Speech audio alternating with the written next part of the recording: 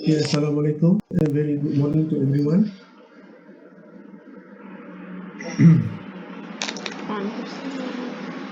Can you hear my voice? Can, Doctor. Yeah. Okay. Good. Okay. How are you today? Stress, huh? Stressful. I'm also stressed, because suddenly, government announced MCO to most of the state in the country, excluding Pahang, Kelantan, and Perlis. Other state have to follow MCO. Okay. So the MCO will take about 1 month from now, from today, start from today until early December. So many have to modify, have to change the planning and so on. So what to do? The government impose. Okay.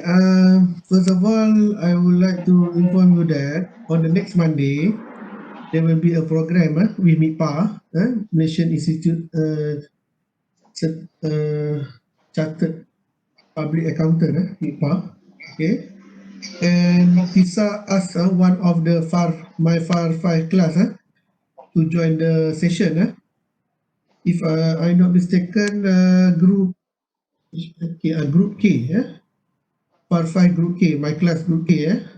So the session will be carried out at 2:30 p.m. until 4:30 p.m. On that day, next week, Monday. So for the time being, you are not compulsory to join the session. But if the session continues, okay, as planned, okay, there is a possibility no class on that day because I want to to streamline between class. I don't want to I carry out some class and then I not carry out some class. Okay. If you allow to join the session, I will provide you the information the link and so on. If not, maybe you have to do self study on that day. Only group K is compulsory. You group I kan. So for the time being, maybe you are invited, but I have yet received the current information. Maybe there are some changes due to MCO. But if you are allowed to join, I encourage you to join the session on Monday. Maybe you got class at that time, ataupun yang some of you who are free, maybe you can join the session. Okay. It's good to join the session so you get some information about the scholarship offered by MIPA, including the internship placement. Once you succeed, there will be a screening test, okay, to filter the eligible candidate, the qualified one. So once you succeed, let's say you are selected to undergo the session, to undergo the program, okay. They will find internship place for you, okay. And then if you are impressed, you can impress the employer so you can join the company after that. Jadi under MIPA there are many employers. The major one including Big Four company, Big Four accounting firm, and then also include major banks in the country. Maybank ada kat situ, CIMB, okay. Jadi kalau you berminat nanti kita join lah. Tapi I'm not really sure whether you can join or not. Okay, this is order from the TISA management. So the selected class is the afternoon class.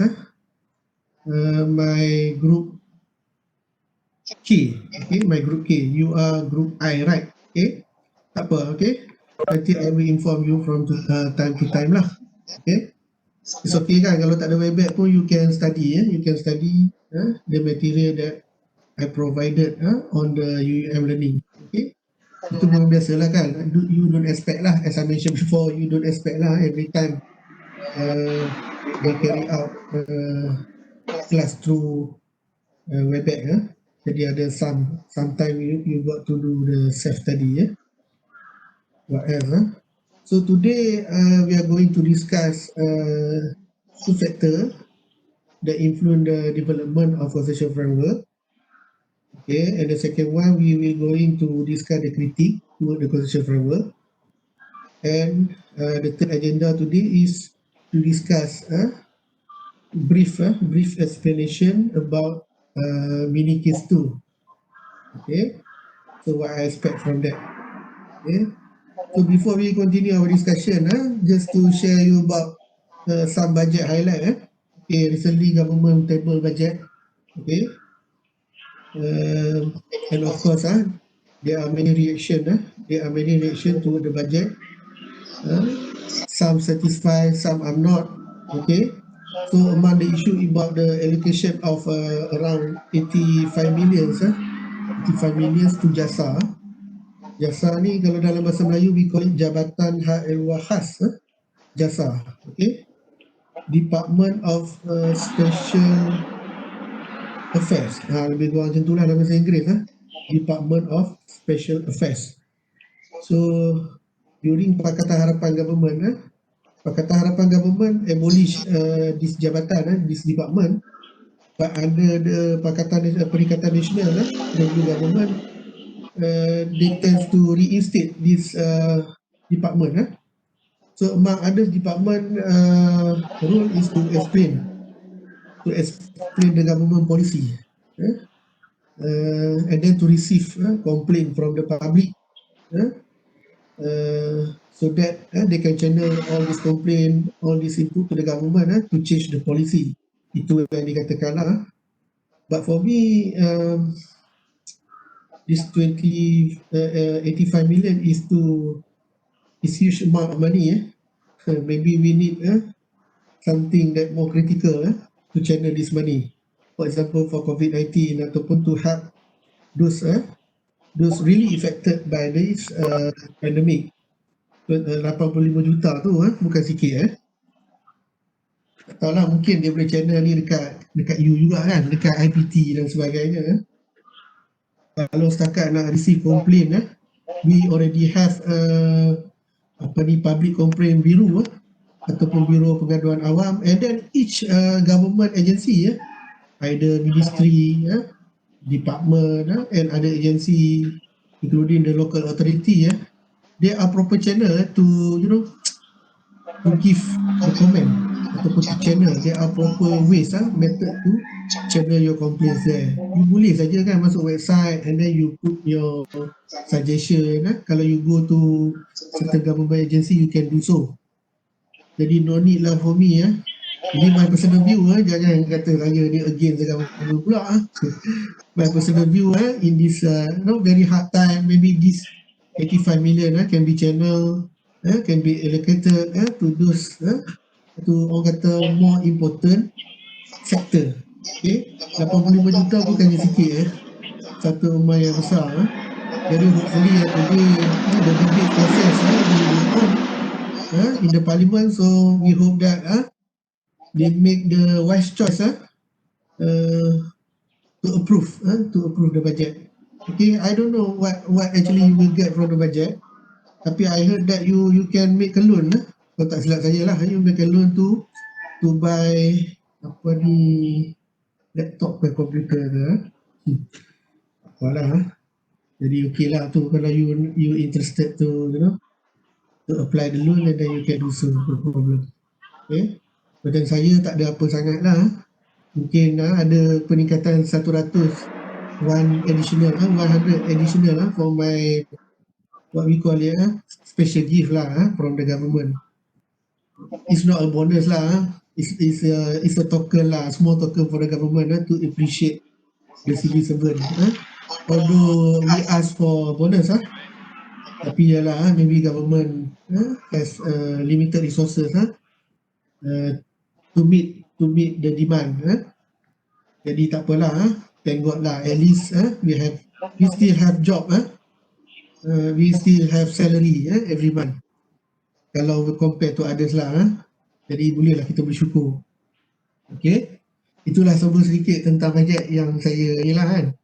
Saya pun tak really adalah, I got some information about the summary of the budget. I'm not really gone through, but I have yet finalized. Budget tu sebenarnya tak finalize lagi. Dia belum approve, maksudnya dia tak boleh lagi, tak boleh withdraw money from the government account. Tapi there are so many reaction here. Yang paling panas sekali jasa lah. Okay, yang lain tu tak tahu lah, ada orang kata this budget is not good enough to stimulate the economy.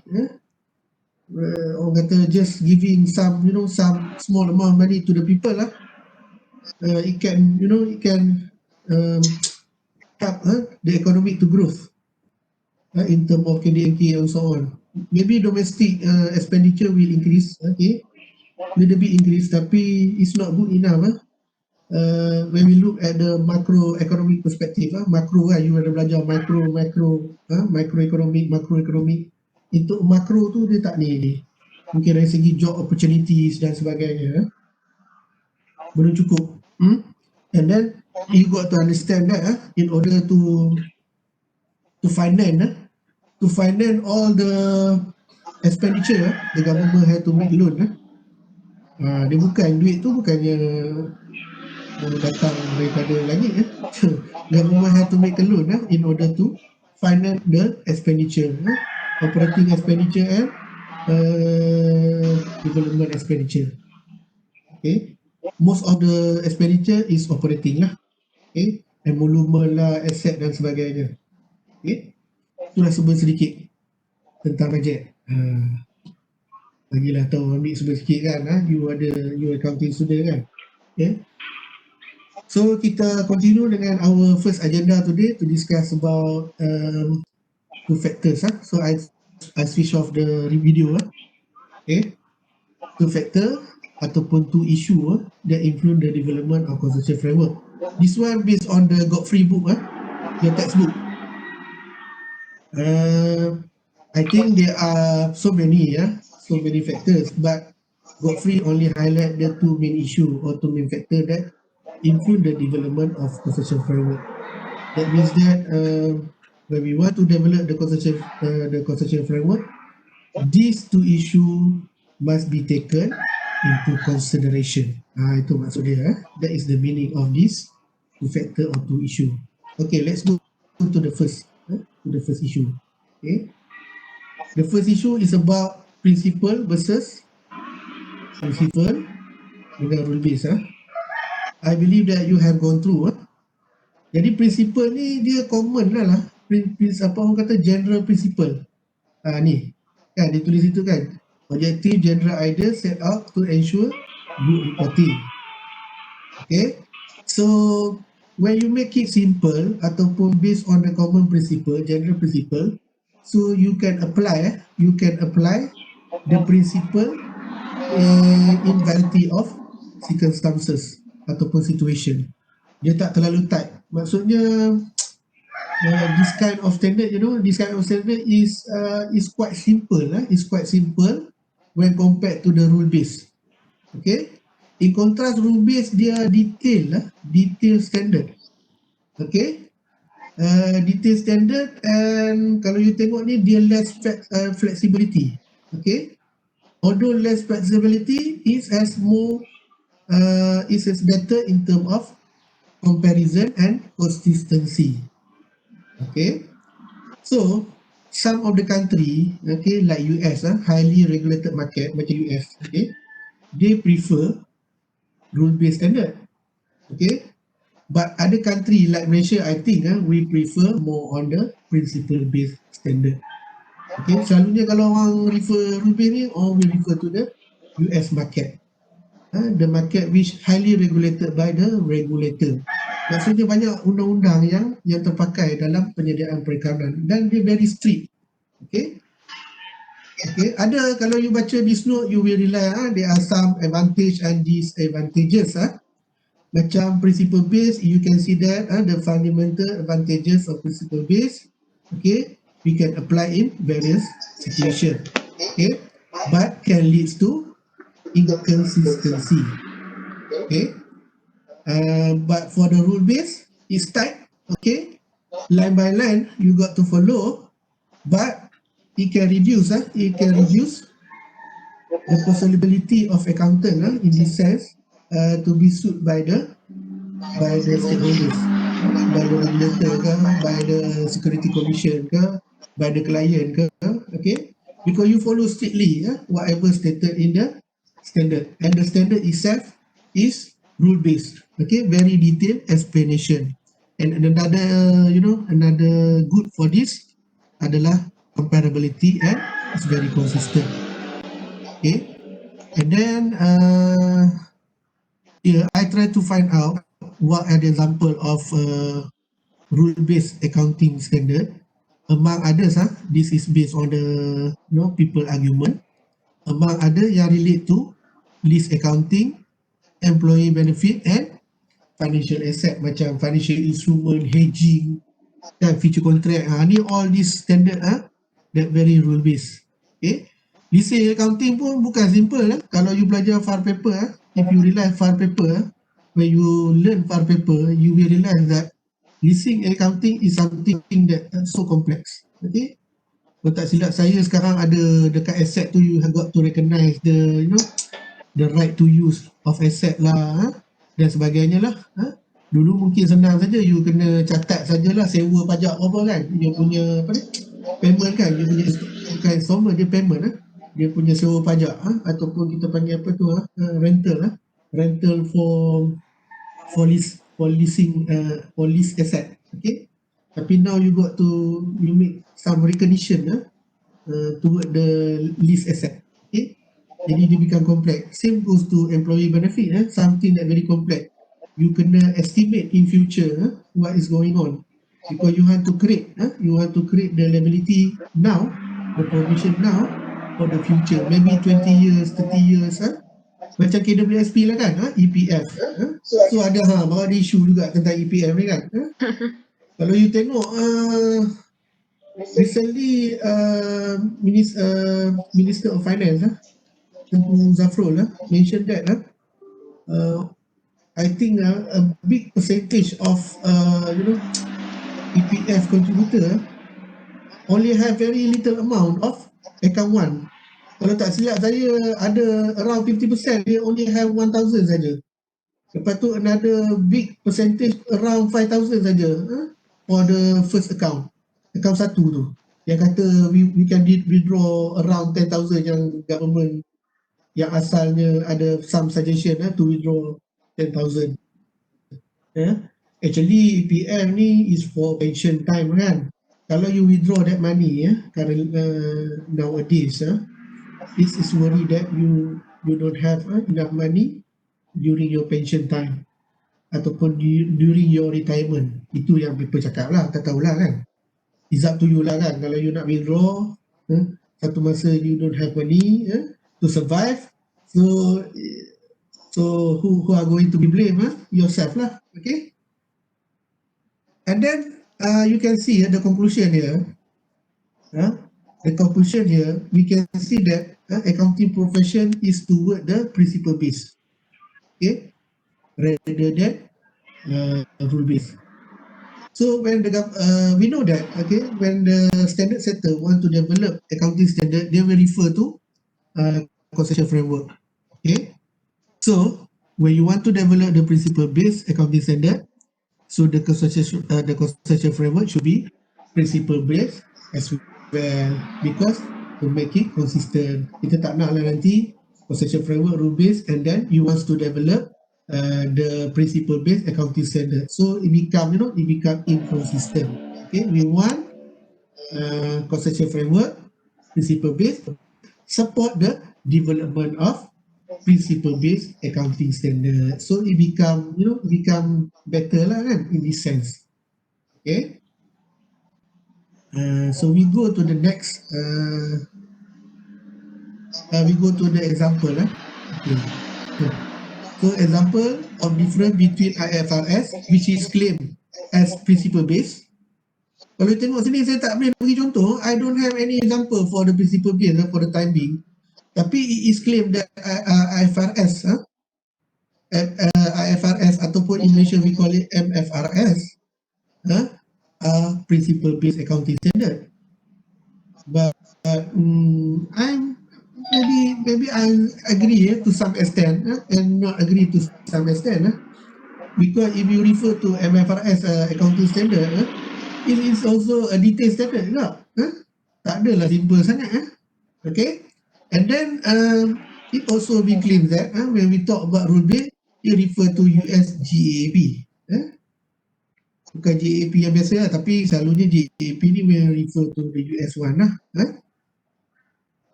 So under GAAP we have dia punya standard kita panggil Statement of Financial Accounting Standard SFAS. You can refer on the internet. For the time being so latest information, I can say that they are 188 standard of GAAP. Under GAAP, we have 168 standard, 198 standard under GAAP. Banyak tu, jelah banyaknya standard dah. 168 standard under GAAP for the time being. Okay. Okay, ni ada one of the audit partner for Mazar. Mazar ni, if I'm not mistaken, audit firm di US. Kalau you refer tentang comparison between GAAP dengan IFRS, normally people refer to this Mazar lah. So I take some of the comparison lah. Bukan semua. Ada lagi sebenarnya ni, tapi untuk for the purpose of learning, kita ambil 3 ni cukup lah. Okay, statement of income. Under IFRS, principle based, extraordinary item are not segregated in the income statement, while under GAAP we shown separately. Okay. Tapi saya rasa IFRS pun dah follow kot benda ni kan. We segregate kan. I think segregation is important because it can shows the company capability in term of normal operation kan. Jadi kita nak tahu berapa net income from the normal operation rather than you mix up with the extraordinary item. Okay, so for decision making is not good because we don't know your performance in term of normal operation because you mix up between the extraordinary ni benda yang dia tak occur annually occur sometime. Maybe maybe within 2 or 3 years, maybe dia akan occur once, sekali saja. That's why we call it extraordinary item kan. Contohnya macam you dispose of asset, itu bukannya it's not from the normal operation.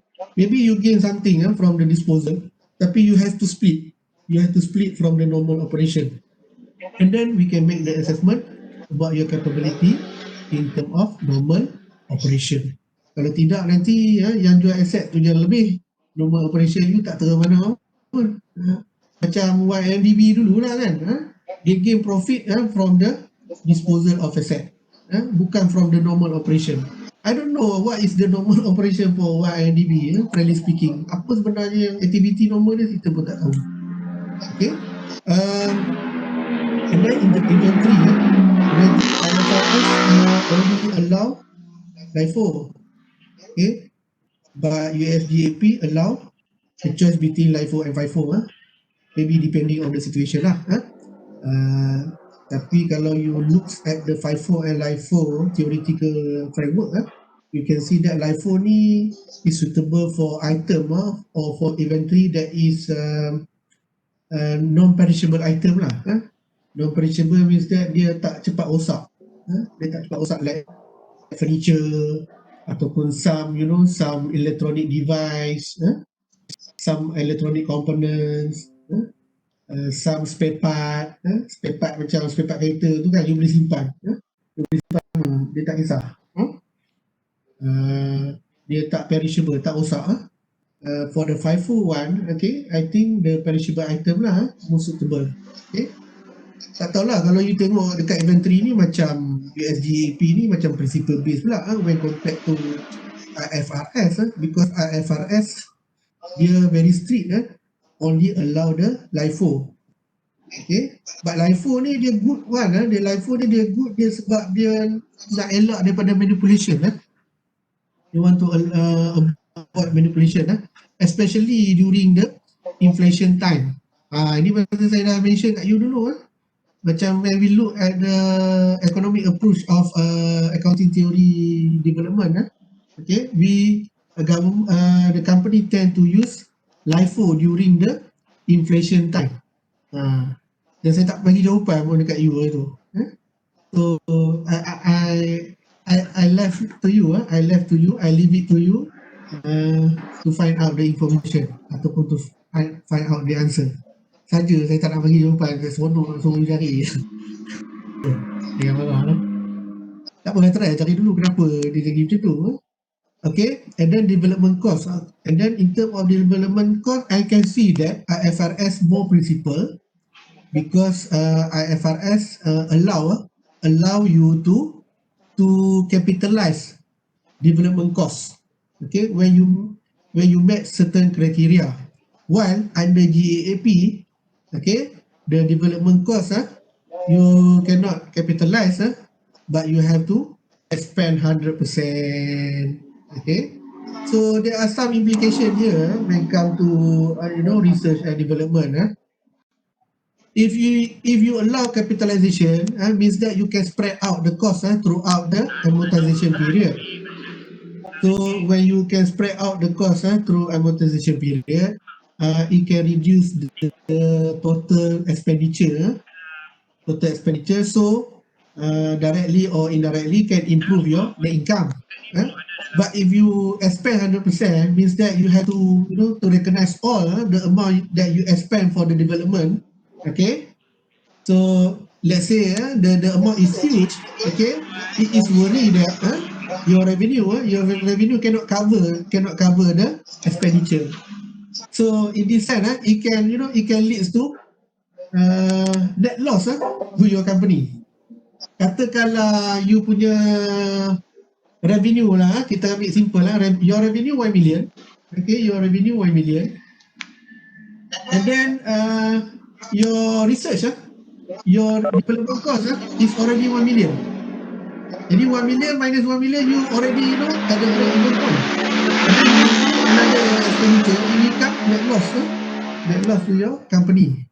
But if you can amortize this what we call it this development expenditure, let's say throughout the five accounting period, 5 years. Okay, so you can charge only, or you can only recognize this development around 200,000 sahaja per year. Jadi dia akan reduce impact to your income statement in term of expenditure. Okay, ada yang nak respon ke? Mungkin tertekan ke apa ke.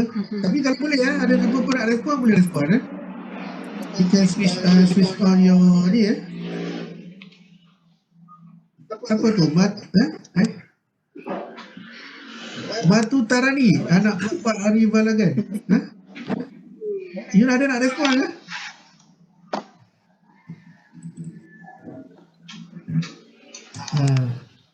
Mungkin tertekan kot. Tak apa. Okay, so far so good you faham ke? Can you make the difference between principle based and rule based? So I repeat again, principle based is a principle, general principle, accounting standard. Rule based is a rule based accounting standard, which is very tight, detailed accounting standard, explain A to Z one by one. Okay, about the, let's say, the treatment that you have to do to the certain element of financial statement. Okay, but recently accounting profession prefer principle based. So when we want to develop the accounting standard that is principle based, the conceptual framework have to support that intention. Sebab kita nak konsisten. Jangan lagi conceptual framework rule based but your accounting standard principle based, so they become inconsistent. Okay, kalau kita ambil contoh lain, contohnya katalah you hold a wedding function you hold a wedding function. Okay, you punya principle you senang je. You kata those that want the guests that that join the wedding function only have to dress smart casual. Tu principle lah tu, smart casual kan, umum saja smart casual. Jadi pakailah apa-apa as long as smart casual. Tapi if the wedding function, the guests, okay, they are stated on the invitation, dia kata the guests have to wear the Malay custom, Malay costume. Okay, Malay traditional costume. They only stated there Malay traditional costume. The guest that wants to join the session have to wear Malay traditional costume. So that means that, okay, you apply the rule base. Maksudnya siapa yang pakai baju Melayu, baju kurung saja can join the session. Kalau tidak, you tidak dibenarkan masuk. Tapi kalau smart casual, so tak apalah pakai apa-apa pun, baju Melayu pun boleh, baju biasa pun boleh kan, you guna kaki ke boleh pakai jeans, smart casual. So only based on the principle.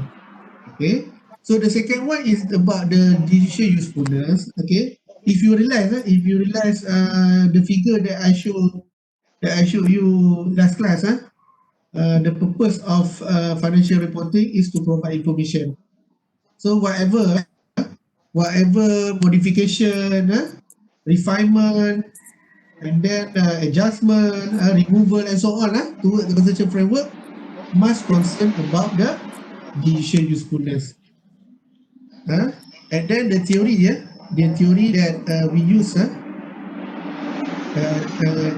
that used to explain about the decision usefulness, we call it decision theory approach. Itu saja the theory that support the decision usefulness, we call decision theory. Ya, saya check ada apa-apa masalah ke? Oh, ada yang tak boleh mute. Oh, okay, tak apa, no problem. Okay. Okay, we go to the next slide. Ni buat the criticism. Buat the criticism. Okay. So whatever, as I mentioned before, whatever we do, whatever we explain, whatever we describe, people tends to critique. Okay. But it's normal. It's a norm. It's something normal in our life when people want to critique about something. But most importantly, the critique must be constructive, so that we can use that critique comment to improve the conceptual framework. Okay, first of the critique is about the vagueness of the certain thing in the conceptual framework. For example, about the objective of financial reporting, as stated on the conceptual framework, about to provide the information for decision making. Some people do not agree about that, or maybe they say that it's not the mere purpose, or the only purpose of financial reporting. Maybe some of the people, this my personal view, it's not really mentioned what is the reason for that. But for me, maybe some people argue that the conceptual framework, another purpose for conceptual framework is to show the accountability. For example, the accountability between agent and principal. Kan? Kita belajar kan dalam your law paper kan, agent and principal kan. Agent ni management lah, principal ni orang yang provide the capital provider, and then the management, agent and principal. Maybe another objective or purpose of financial reporting, okay, to provide information or to show the accountability, beside to provide information for decision making. Jadi people do not really agree with the objective of the financial reporting as stated on the conceptual framework. Beside that, some argue that definition of element are general and still vague. Vague ni grey area macam tak apa nak jelas lagi. Not really hit the point lah. Kalau kita refer to definition of asset, dia tak really hit the understandable for some people. And as I mentioned before, in 2018, IASP changed the definition of asset and liabilities. Maybe if we got time, maybe we can see what are the difference between the old definition and the new one. Tapi at least IASB take into consideration about the people comment. Sama juga macam when I ask you to give some comment on the exposure draft kan, about the goodwill apa semua tu hari tu kan, yang on the CC1 tu. Okay.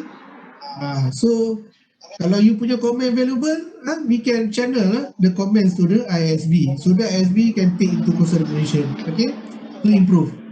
So once the the standard issued, ataupun in design in general, once the consortium framework issued to be applied in content provision, everybody can accept, without any further argument.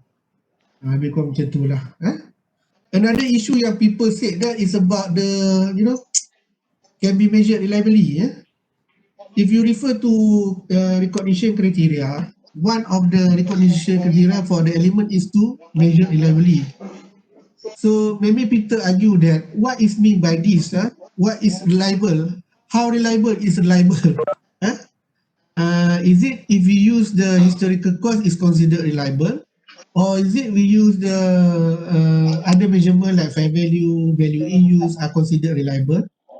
Either estimation made by your company about about the, let's say you made the estimation on the depreciation, okay, either the estimation is considered reliable, jadi this can be measured reliably ni still vague or in grey area.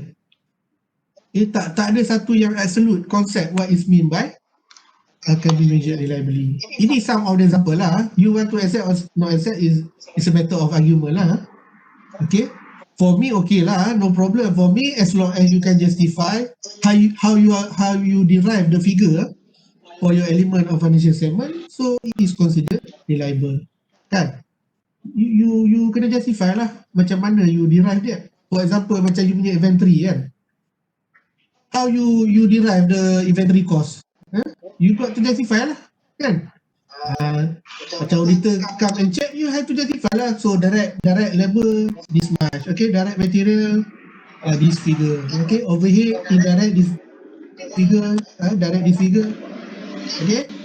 So you dapat total cost, so this measurement you consider as reliable measurement, okay. Tapi ada orang kata this one is considered subjective.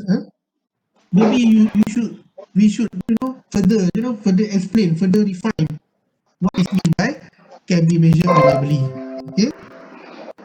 The second one about the process of the accounting itself, as suggested by consortium framework. Kalau tengok one of the qualitative characteristic of financial statement adalah reliable, relevant, and so on, kan. And we claim that consortium framework claim that the accounting process is free from bias and it is very neutral.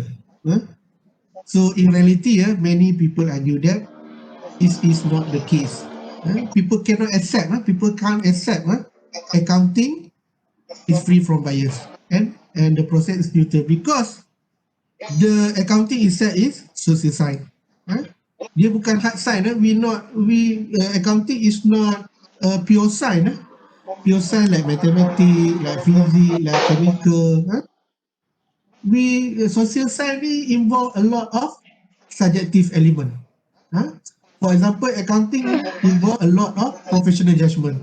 Okay, your judgment and my judgment could be different each other. Okay, for example, let's say in term of R&D tadi kan, maybe I said okay, we can capitalize this expenditure, but okay, some accountant might say that okay, the criteria for development are not met. Tidak capai lah, are not met to recognize as the development. Jadi kadang-kadang bergantung juga pada masing-masing penyelenggara kan. And then in measuring and communicating the reality, okay, accountant play a critical role in creating the reality. Ini nama dia constructed reality. Kan? You can manipulate kan? You can create some pictures and some story through the financial reporting accordingly to your interest. Let's say when you make a movie kan, macam you make a movie, macam you nak buat filem, although the film based on the true story, but you can still a lot of other element there about the love, about the friendship, about the sympathy, about the empathy element, about the family matters, in the movie, although the movie based on the true story. Jadi people say that, okay, you can construct the reality based on your interest. Saya tak tahu lah you faham ke tak apa I'm trying to say ni, kan? Sebab you got to remember that accounting ni involve a lot of professional judgment, and then you give some flexibility to make the treatment toward your accounting activities. Sometimes you tend to choose something that favor to you.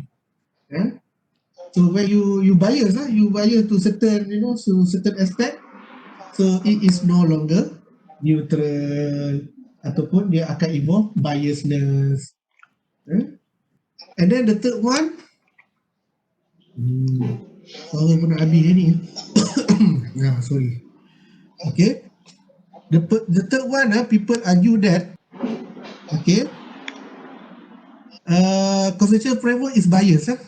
Is biased to accounting profession, is biased to accounting regulator, okay, and then become the self mechanism, a defensive mechanism, okay, when the government wants to impose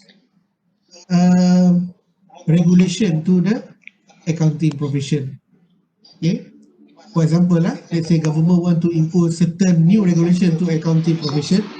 Okay, maybe we can lobby to the government. We say that as for accounting profession, we don't think that we need this kind of regulation because we already have concession framework to tackle that issue. Contohnya macam tu lah. Maksudnya we can use as defensive mechanism. We don't want to accept people suggestion or intervention from others. So when people want to intervene ataupun to disrupt the profession, so we use the concession framework as mechanism. So for some people it's not good. For us, of course, we think that it's good because we have structured theory to defend ourselves. But for some people, okay, you have concession framework, but you can't accept people's suggestion because you say that you already have the concession framework. In this sense, many people give example about the regulation about when the government wants to impose new regulation to accounting profession. So we defend ourselves.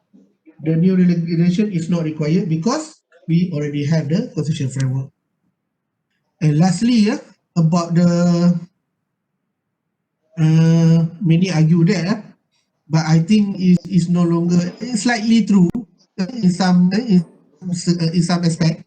But I think Standard Center or ISB actually they already take into consideration the finding from the empirical evidence about something that can support the development of concession framework. Previously, people argue that it is purely normative. So government, what we call Standard Center develop concession framework without taking into consideration finding from the empirical research.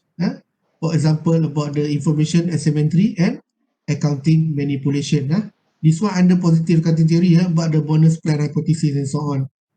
Information asymmetry, I give you an example For example, I work in a public listed company, for example. Okay, so recently government announced in the budget, the government will open tender to supply computer to the school student. Kan ada kan benda tu. Okay, let's say a huge amount of money. So my company is one of the company that government will reward the contract. Okay, so I know that information. So I ask my friend to buy the shares to buy my company shares in the stock exchange when the price is low, is considered low. The price is not boom yet because nobody know about this information. Only I know about this information, but I tell to my friend to purchase or to buy the the company share. Let's say the current price is around RM1. Okay, RM1. Okay. So after some time, my company announced about the tender reward ataupun the contract reward by the government. So my shares, my company shares, price become boom. Let's say become RM5. Okay. So I use my proxy, my friend, okay, to resell the share. So in orang kata in very short time, I get around RM4 profit per share. Could you imagine this how this information asymmetry play around? Information which is unknown by others. Okay, selalunya insider information lah. Memang ini berlaku banyak orang government yang top level ni saya pernah dengar orang yang main share ni. Dia orang tahu tu which company yang will be rewarded by the government contract, but we don't know. Once we know that the price of the share become so high, and we cannot afford to buy that share. Tapi they already purchase they already bought the share through proxy, for example. Dia pun tak belilah, dia pun guna proxy, guna agent, guna adik ke, guna abang ke, dia belilah. Dia pun invest, lepas tu become boom, dia pun make profit in very short time. This is unethical lah. Itulah maksudnya information asymmetry. Sebab market is not efficient. Market ni maksudnya stock market lah. It's not efficient. Dia ada insider trading, ada some information not released by the company, and they keep to that. Some people know, some people don't know, something like that. Actually, this orang kata most discussion ni in finance part. Dalam finance bukan dalam accounting lah. Tapi dalam finance kebanyakannya orang bincang pasal efficient market theory ni dan sebagainya. Okay, something like that lah. Saya pun nak cerita lebih-lebih sangat pun saya taklah main shares lah, tapi something like that. Okay, from the insider information, okay, you manipulate, you gain something, okay, at the expense of others. Jadi orang yang tak tahu information ni, those that don't know this information, okay, become the victim lah. Because once they announce about this government contract, okay, the price of the share become sky high. Orang panggil sky high lah kan. Jadi tinggi sangat sampai kita tak boleh nak beli. Sekarang ni macam sekarang ni lah kan. Macam sekarang ni top bluff kan. Orang kata top bluff kan benda lah. Harta Lega ni, company yang keluarkan glove, yang keluarkan mask ni, they are making a lot of profit. Okay. Jadi kita tak tahu about this pandemic. Okay. Tapi maybe those that has information already bought shares of this company before the pandemic become severe throughout the world. Ya. Jadi siapa yang pegang shares lah ni dekat Harta Lega kan, full share in Harta Lega Top Glove ni, they are making a lot of profits through this trading activities, share trading activities. Katalah sebelum ni RM100 tiba-tiba naik RM20 shares. Kalau you jual, you akan untung satu share RM19. Kalau silap saya lah, in Malaysia kalau one lot share dia ada 1000 unit kot. Bayangkanlah berapa banyak you making money from that transaction. Kalau you ada 2 lot, 3 lot cukup lah.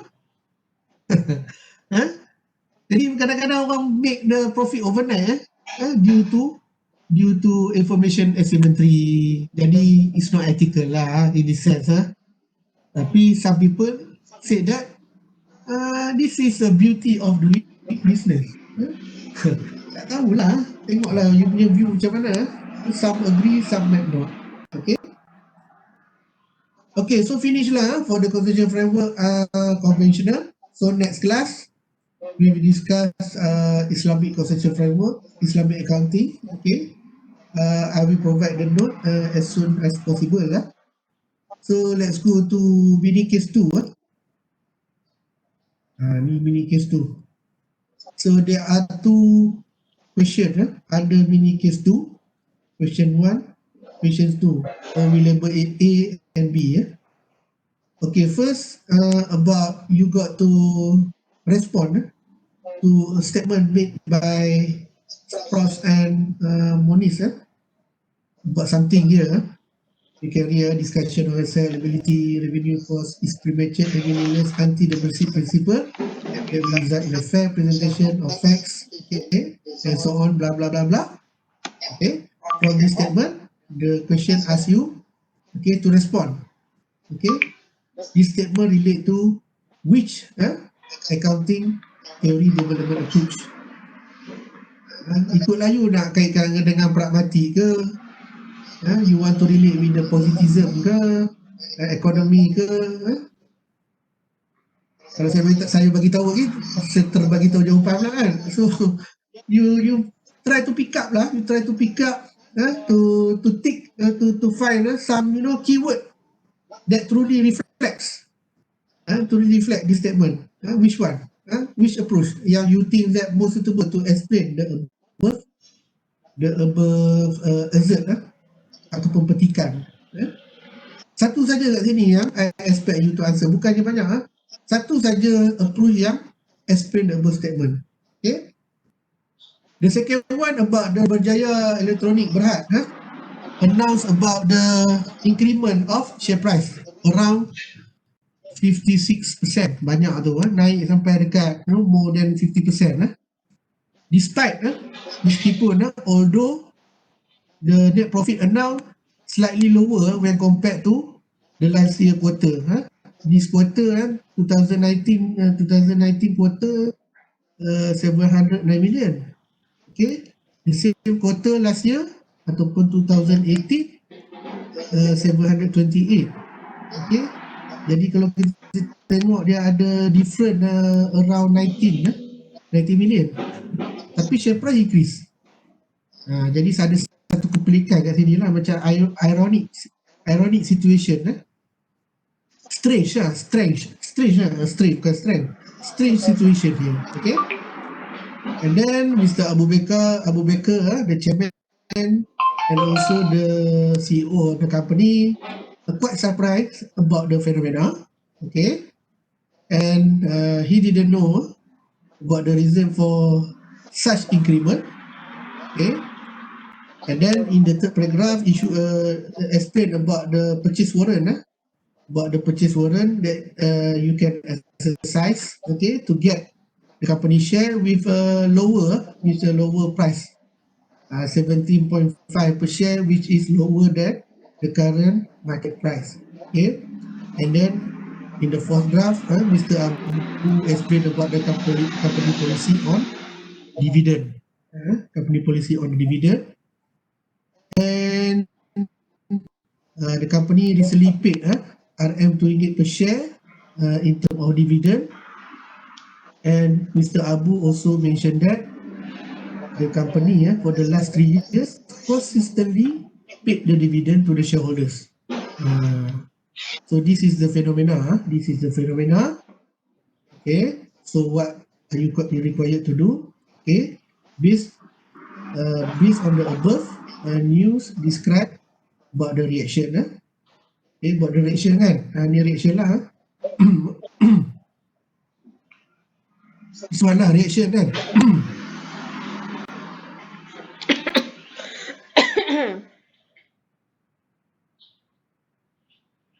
Kalau you tengok inilah reaction dia yang first kan. Okay, ada increment in term of share price, although decrement in term of the income. Okay, that is the reaction. Okay, towards the earning announcement. Earning announcement ni lah, the income ni yang ada decrement in term of lebih kurang 19 million here. Okay, so explain the above reaction ataupun the above phenomena ni lah, the all phenomena here, the above phenomena here from the perspective of any two accounting theory formulation approach. So it's up to you lah, you want to choose which method, but two I only required to choose two. For example, you want to relate with the with the semantic. So look at the semantic theory whether you can fit this phenomena with the semantic theory development. Okay, for example, semantic said that we try to relate whatever accounting for the company with the real life situation, although the phenomena is not logic, so you can try to relate which phenomena is not logic, which is the reality mentioned here. Okay, you try to relate, or you want to explain based on the behaviorism. Okay, for example, you say that we can explain this phenomena from the perspective of shareholder behavior. Okay, in this sense, shareholder tends to buy, to buy more shares, although the company show reduction in term of net profit. Tak apalah, macam mana pun boleh, as long as to approach to explain the above phenomena, and then you have to submit this in case before 7 December 2020 through online learning, and prepare individually, okay, with this format, maximum 5 pages. Okay, saya rasa 2 pages pun dah cukup dah nak explain 2 soalan ni, saya rasa lah. Tak banyak-banyak sangat, straightforward, straight to the point. No need to ni, as long as you justify whatever the approach that you choose or you select. Okay, so I give you earlier because I want to give you some time to prepare, although you may say that I continually consistently provide you with the assignment, but actually my intention is to give you, to give you times, a plenty of time to prepare it. I don't want ad hoc, but sebab online ni you pun ada kat rumah kan, I don't want ad hoc punya assignment. Saya akan bagi you masa, sedikit masa untuk you prepare. Jadi you got some time to do it, to do all this assignment. Okay, so kalau you realize I already gave you almost all coursework. Only one saja saya akan bagi kat you. Okay, only one saja saya akan bagi kat you, itu assignment maybe after your mid semester break. Okay, itu tinggal satu lagi yang saya belum bagi. Yang the rest already provided to you. Okay, so if you got any question, okay, you can post the question on the WhatsApp. Okay, bila you ataupun ada any short question yang mungkin saya boleh reply kat sini, saya tengok chat. Tak ada apa, so for the time ini bukan apa, saya bila saya jawab dia akan become lengthy, dia akan jadi panjang kan. Ada apa-apa tak yang nak ni tadi kan, yang kritik tu saya ingat straightforward lah kot, dengan two factor tu kan, tak ada apa pun tu, itu tak ada limited to this. If you refer on internet, you can find many other critics lah to the question framework, but I take the major one. I think it's good enough lah. It's good enough lah to understand what are the critique here, the four kan. Boleh lah. Yang ni yang saya nampak ada pusing-pusing kat ni jugalah. Okay, so ada soalan tak? Ada? Ada siapa-siapa nak tanya soalan? Malu-malu lah. So you don't know what you don't know. Lagi saya shock sendiri ke kan? Saya pun tak tahu apa yang you faham, tak faham.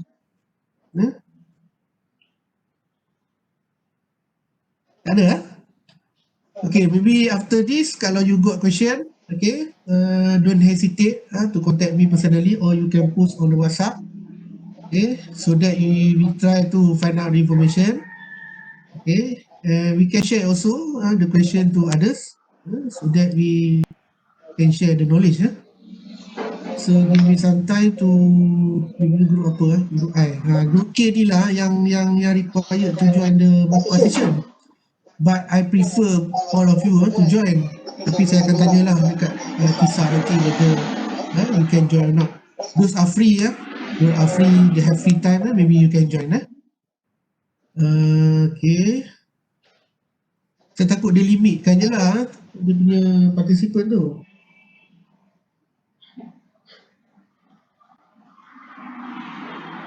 Wait.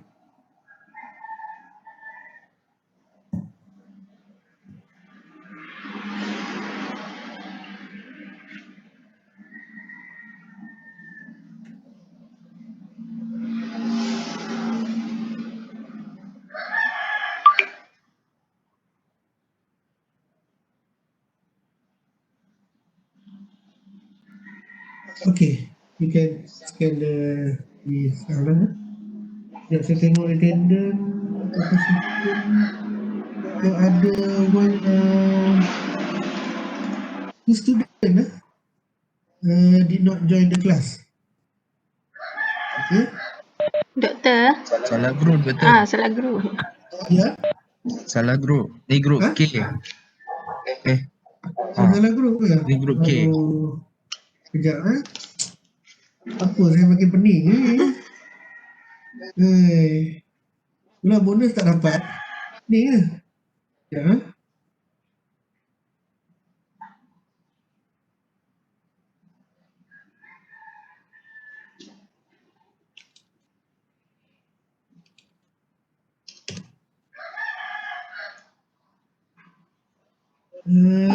Academic.